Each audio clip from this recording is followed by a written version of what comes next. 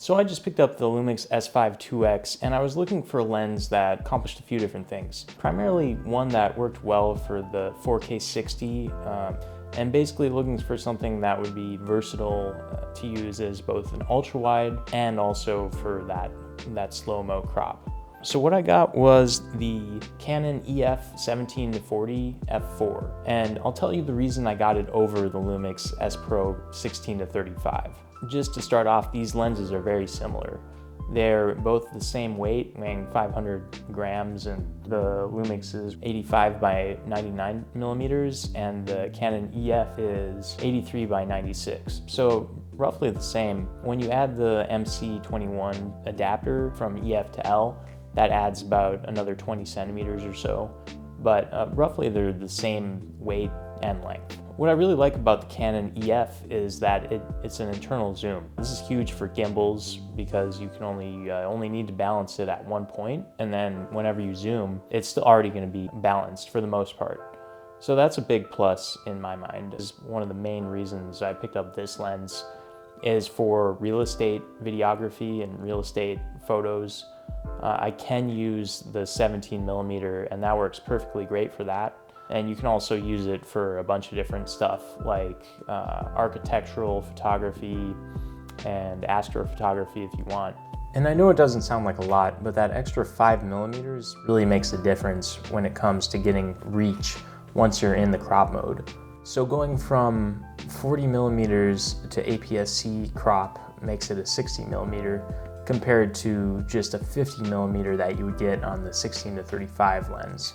And I think that extra 5 millimeters makes a good amount of difference in terms of just getting a little extra reach. Both the lenses are parafocal, which is pretty cool, and I think that's quite rare. Only the cinema zooms that are crazy expensive are like typically the only ones that are parafocal. So interesting to see that that both of these are, and you can just do very smooth zoom ins or zoom outs without having to even touch the focus. I'm not sure if the Lumix is digitally parfocal, meaning that it doesn't maintain focus mechanically, but rather the camera assists it maintain focus. But the Canon EF is definitely parafocal mechanically. The Lumix has these nice, focus stops. It has a nice manual focus clutch that you just pull to engage manual focus, and I do like that feature a lot. It's quite nice, and it also has hard stops, which is also another good thing for video. But the thing is, it looks like the focus throw is primarily in the macro range.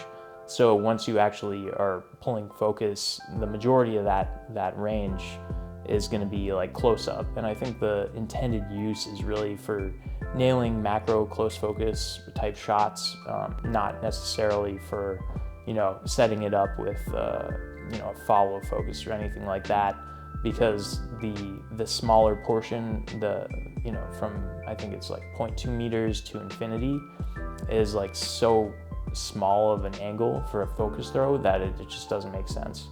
And the Canon is not that much better, honestly, but it does, it has probably like a 90-degree focus throw or something like that, which I think it's fine. I think it's not ideal, obviously. It's not very precise like a cinema lens, but it gets the job done, and it's not the worst. Like, people have been making do with the Sigma 18-35, which has even worse of a focus throw. So I don't think that's a deal breaker for me, and honestly, I've gotten used to it pretty much. So I would say the biggest pro of the Canon, and the reason I picked it up, is just simply the price.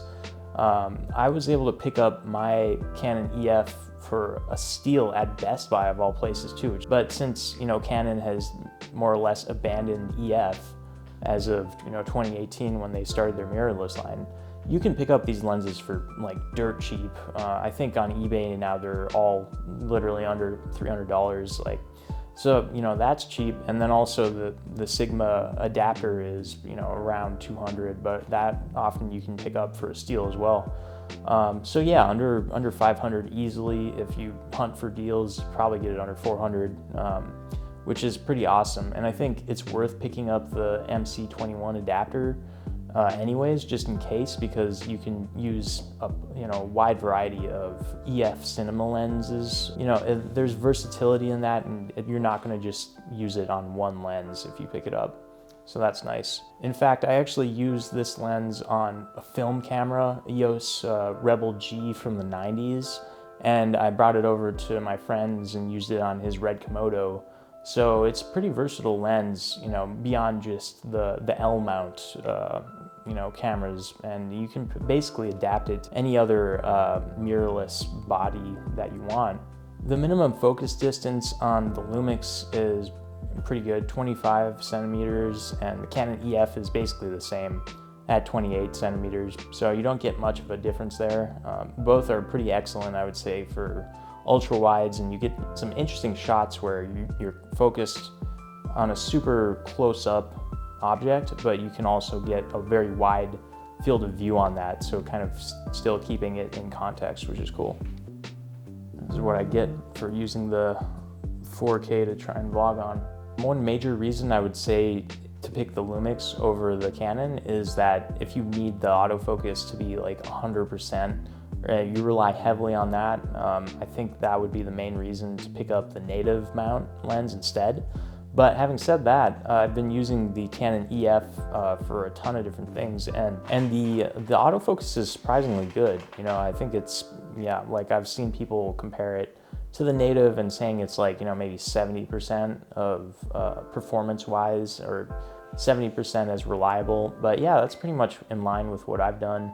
I actually don't even have an L-mount native lens right now that's autofocus, so I don't have anything to compare it to, but it tracks me super well, and it's been working great for gimbal use in real estate, corporate type moving video, stuff like that. It's been great. Yeah, but overall I'm pretty happy with this combination, and looking forward to using it for a ton of different videography stuff. So, if you have any questions or have been using the same lens, let me know down in the comments. And thanks for watching.